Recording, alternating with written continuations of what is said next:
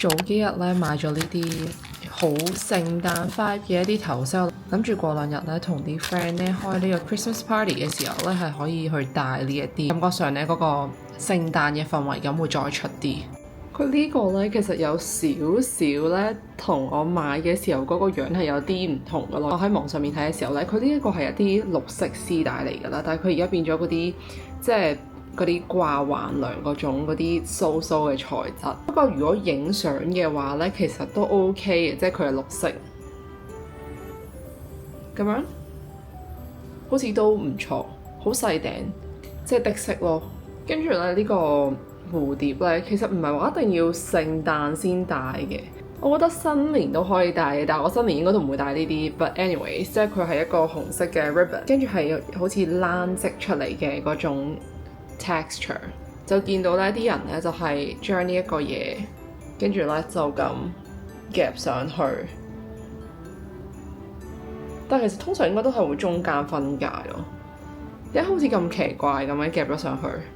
好似細路仔咯，即刻咁樣，好似有啲奇怪咯。Anyways， 我諗我之後會再 figure out 到可以點樣夾呢兩個夾。其實而家係12月啦，跟住咧，大家睇唔睇到我係着緊呢個背心？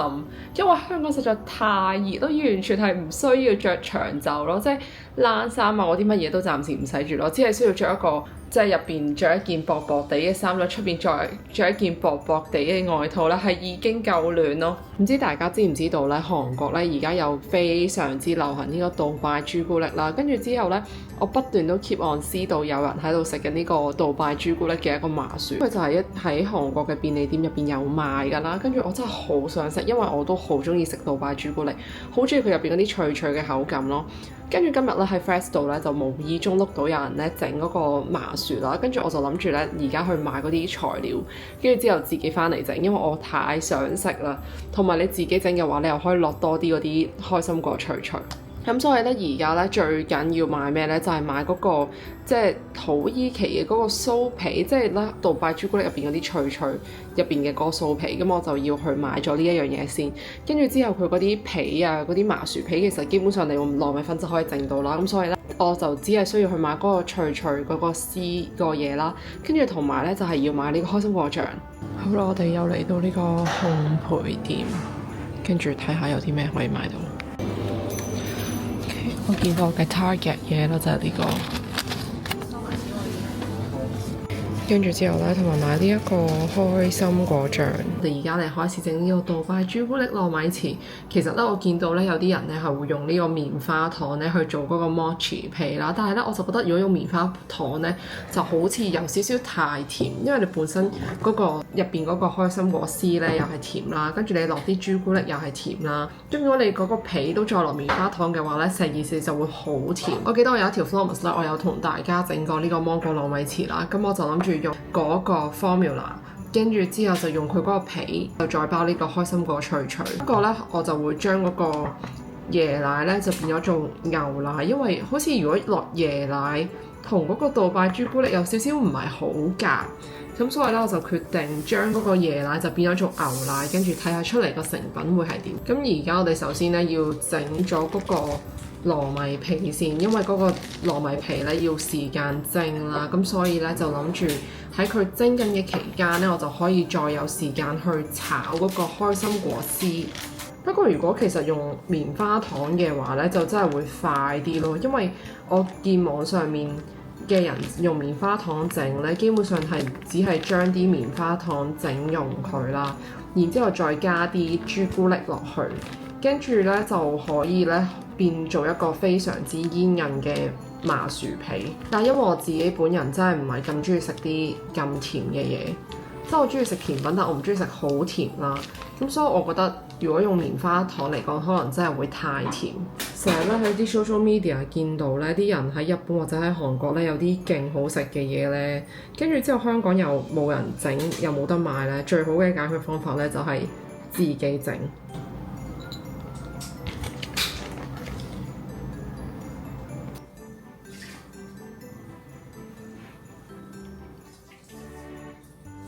大家覺唔覺得而家呢一劈嘢好似好核突咁啊？落咗啲油之後，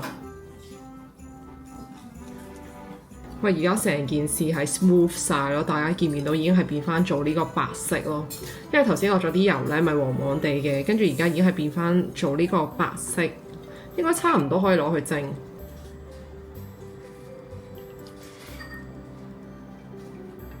我哋而家下一個 step 就係要炒呢個土耳其千絲酥條，佢都幾好咯，即係佢呢個咧 pack 做一包包咧，咁樣我唔使買好大盒好大包，因為我自己都驚我自己可能淨係整咗一次之後，下次就唔會再整。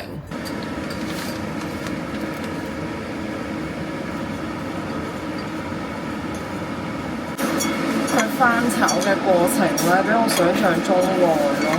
我本身以為佢會好快就會即係變晒金黃色啦，但係其實咧炒咗陣咧，佢依然係見到係即係淺黃色咯，甚至有啲係仲係白色咯。好啦，我哋啱啱咧蒸嘅嗰個糯米糍皮咧都啱啱蒸完出嚟，而家咧要等佢 cool down， 跟住攤凍佢先可以再包。然之後咧，我而家咧要嚟咧用呢一個白朱古力，咁咧就係幫嗰個開心果醬加少少甜味。諗緊可能落2粒應該都已經夠。好，而家最尾咧決定咧落住4粒先，跟住之後咧逐少加愛嚟試味。頭先試咗嗰個開心果醬咧，其實都真係幾鹹咯，但係好好食咯。不過如果就咁加個開心果醬唔加糖咧，嗰個杜拜朱古力嘅味道應該會有啲奇怪。好療愈啊！成個過程見到嗰啲朱古力咧慢慢溶成漿嘅時候，勁療愈咯！成件事炒完出嚟咧，其實係得咁少咯，竟然明明頭先係好大包，而家咧要等佢變到凍晒，我先可以撈啲開心果醬落去。我哋而家呢一個咧已經攤凍咗，跟住咧就可以落呢一個開心果醬。我買咗呢一個咧係意大利嘅開心果醬，佢係99%，咁所以一定要落啲甜嘅白朱古力。如果唔係嘅話，就會好鹹，就會變咗唔係甜品。我頭先有試咗味咧，佢嗰個開心果醬超濃，其實我唔知應該要落幾多咯，我都係隨心。然之後咧落啲呢個白朱古力，就撈。其實攞羹撈好似唔係好撈到，係咪應該要攞手？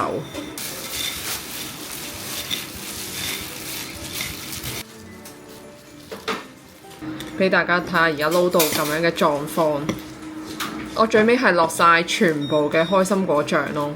其實佢撈完出嚟咧，其實佢個份量真係唔係好多咯。我諗呢度可能只係整到4個左右。我哋而家中場休息，俾大家睇下今晚食嘅 dinner， 有呢個豆苗啦，跟住有呢個蒸蟹，跟住同埋咧有呢一個梅菜扣肉。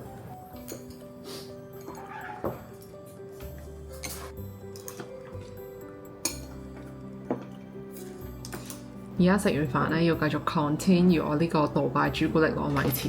咁我就咧要將呢一個黑朱古力，跟住咧整溶佢。咁就諗住咧搽一浸好薄嘅黑朱古力喺個糯米糍入邊，整溶緊呢啲黑朱古力。大家見唔見到呢個麻薯咧，令到佢煙韌嘅過程咧，就係要將佢瘋狂係咁喺度拉線。呢個拉車嘅過程就可以令到佢變到非常之煙韌。首先咧，我要掃少少呢個朱古力。我發現而家成個整落嚟咧，最難嘅嗰一刻咧，就係包糯米糍嘅 moment。我哋就加呢個開心果嘅脆脆。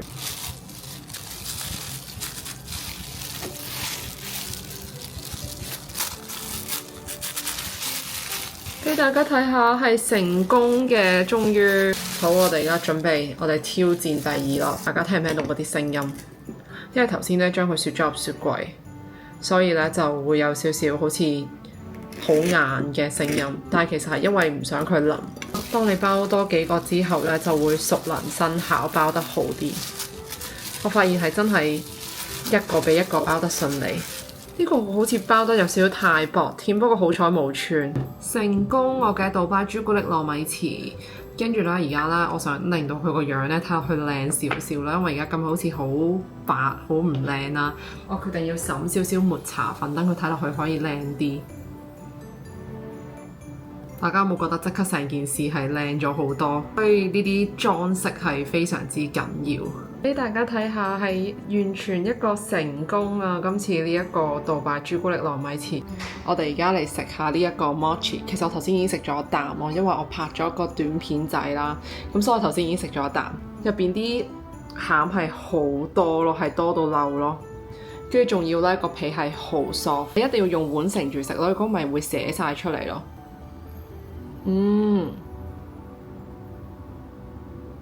大家我想講呢個真係好好食，如果中意杜拜朱古力嘅各位呢，一定要去整一次，真係好好食。個材料呢，其實好簡單，只不過係包嘅時候好難，你可以落好多餡落去咯。同埋大家見唔見到個皮係拉絲嘅咯，係極度煙韌咯，真心推薦大家真係要去做一次，因為真係好多餡。俾大家睇下入邊嘅杜拜朱古力係好多咯，呢一個mochi 咧係一個成功咯，即係如果大家有興趣咧，想知道咧成個過程，譬如啲份量啊，或者即係要用嘅醬啊，所有嘢咧，如果大家想知咧，歡迎大家喺下面 comment 度留言，咁我可以再同大家分享。因為真係我覺得好好食，即係如果中意杜拜朱古力嘅人咧，係會覺得呢一個食完咧係好滿足。即係而家整完個 mochi，跟住我頭先啱啱已經洗晒全部嘢啦，咁我而家就要去沖涼，跟住之後咧剪完片我就要瞓覺，因為咧聽日就會去澳門啦，咁所以咧就要早少少瞓，咁所以咧聽日嘅 Vlogmas 咧就會同大家去澳門，咁今日就係咁多，我哋聽日嘅 Vlogmas 再見。